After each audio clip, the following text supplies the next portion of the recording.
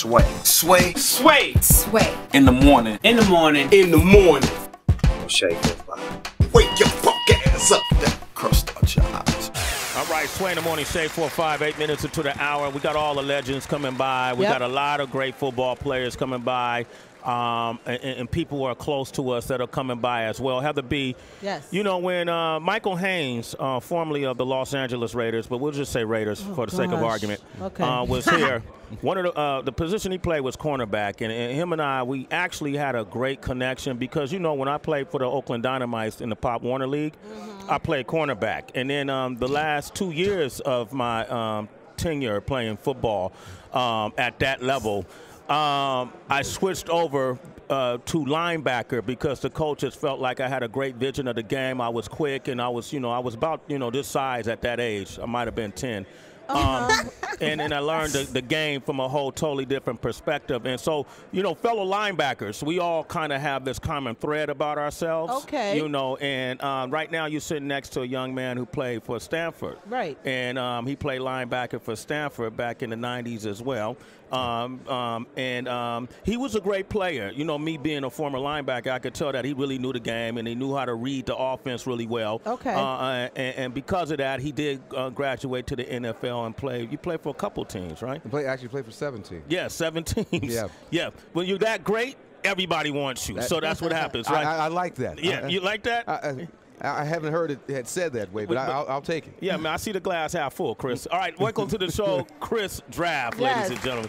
How you doing, man? Man, I'm good. Oh, man, you look great, man. Hey, I'm just trying to hang out with y'all. Okay, that's what's up, man. Do you get excited? You never made it to the Super Bowl? Man, no. I actually went to the championship game in 2004 with the Falcons, and then the next year with the Panthers in 2005. We ended up losing to the Seahawks. Yeah, man. Yeah. So in this weekend's game, are you rooting for the Broncos or are you rooting for the Seahawks? Well, I'm rooting for a great game, which I think it's set up for that to happen. I can't tell you that I'm leaning one way or the other in terms of me personally. Who am I rooting for? But I think the Seahawks actually have a little bit of an edge. Because of Oakland. Because of Oakland? Yeah. Yeah. Tell Bennett's going to be in the building. You can always bring Oakland in. Yeah, well, Marshawn Lynch is from Oakland. Yes, he's beast mode. Yes, he is. And if it wasn't for him, the Seahawks had it. Why you keep looking at me like this? Because it's fascinating to me that you find a way to put the Oakland Raiders in every single aspect of your conversation. He said Oakland. I didn't hear him say the Oakland Raiders, but he brought Oakland in. Chris, thank you for explaining that to me. And I'm from Cali. I grew up in Southern Cali, and I really do understand the Cali mindset, and that says that somehow you got to just push Cali in wherever you are. Wherever. That's about 90% of us that we just have to do that. I mean, Jersey gets the game, Heather. I know you're from Jersey. Can the that Super be enough? Bowl is played in New Jersey, and I feel like we're not getting enough attention. Everything is New York. Now I can give you something on that. My family's from South Jersey. My dad is from there, and I understand the Jersey too. Yes. Jersey's always a place that you got a chip on your shoulder. All my cousins, man, they all got a chip just real big, a chip like Steve Smith. Yes. Steve does have a chip. A chip like a Richard Sherman type of chip on the shoulder. Yeah, Richard We've been Sherman. second fiddle to New York for so long, and look what's happening now. Super Bowl 48 has landed, and New York is getting all the love. I'm just saying facts. You should have moved to Oakland. Chris, I want to talk to you because you have your foundation, the Chris Draft Family Foundation. People could go to chrisdraftfamilyfoundation.org. Tell us you started this back in 2006. It started back in 2006. Our mission to empower families to live a healthy lifestyle. And it was actually inspired by 2 people that had cancer. One was a lady I taught special ed kids with in high school, and the other was one of my high school coaches that had cancer. He had melanoma. And the special ed teacher unfortunately passed about a year and a half after her diagnosis. Wow. She had a lung cancer, and my high school coach is still alive.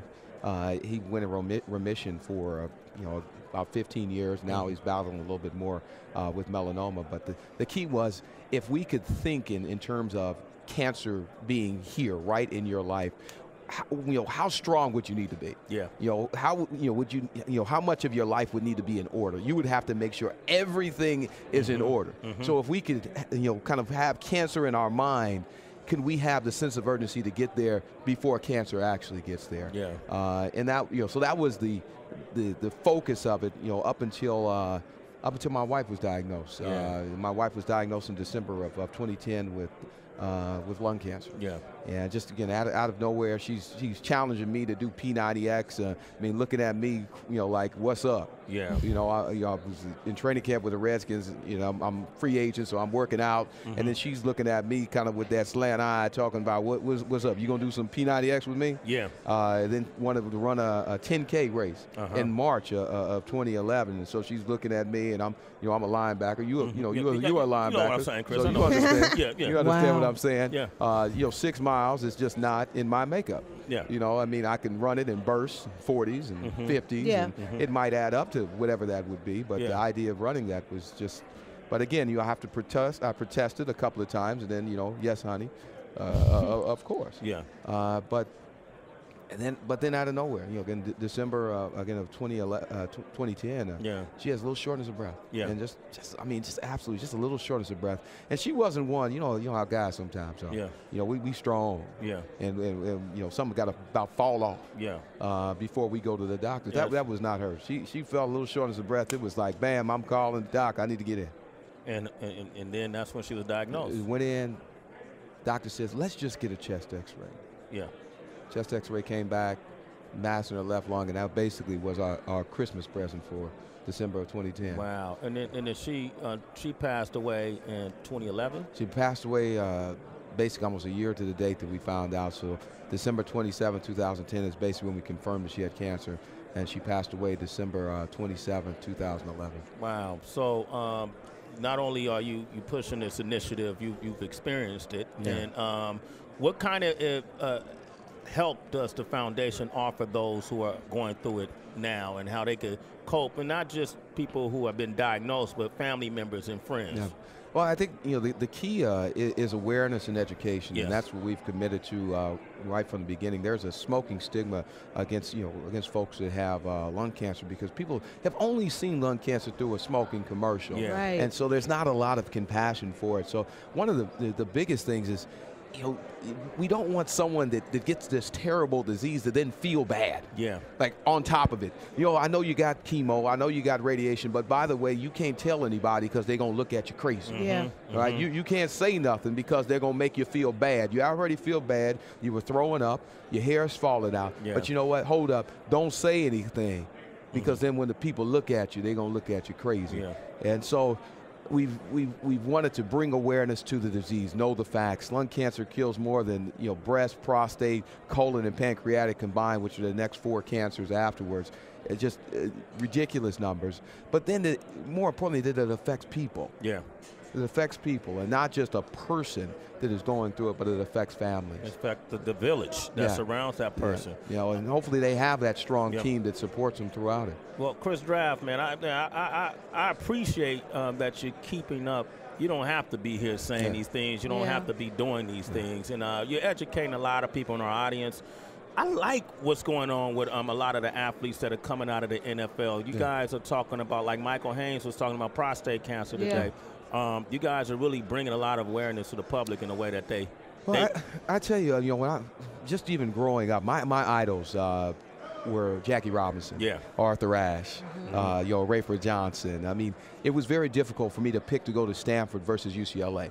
Now, most people will only think of that as a football decision. And they're like, well, Bill Walsh was there, Terry Donahue, but they don't see it as the next step. And that next step was the legacy of UCLA athletes that have transcended their sport. Yeah. A guy like Kareem Abdul-Jabbar, again, Jackie Joyner-Kersee. I mean, just the list just continues to go. And so I've always wanted to be more. Yeah. And, unfortunately, your purpose kind of grabs you. So you want to be more, but it's not like you can just go out and say, well, this is just going to be mine. Yeah. It needs to be authentic. And unfortunately, in this space, it's way too authentic in that there was a lack of really awareness of these are people. Yeah. There's a lack of seeing people and knowing that they're moms, their daughters, that they're their wives, and that they matter. Yeah. And that's why we've been committed to changing the face of lung cancer through our Team Draft initiative. Chris Draft, man, give that man a round of applause for being here. And then I want to encourage all of our citizenship to check out his site. Go to chrisdraftfamilyfoundation.org. Do it right now. or do it during the day, especially if you know someone who's been diagnosed or if you've been diagnosed yourself. ChrisDraftFamilyFoundation.org. Give it a visit. Chris, thank you for coming by. Man, Absolutely. appreciate it, and tell that angel Andretta Lyles I said hello. Man, I will definitely do it. Well, she got a new last name now, though, right? Yeah, but she's still Andretta. You know, Okay, well, she's tell still that angel Andretta. Lyles. You know, Yeah, she okay. Andretta, if you're listening, hey, Yes. we're giving you a shout out from New York. All right, there it is. Chris, thank you for coming by, man. Appreciate it. Absolutely. Appreciate it. It's Sway in the morning, only on Shade 45.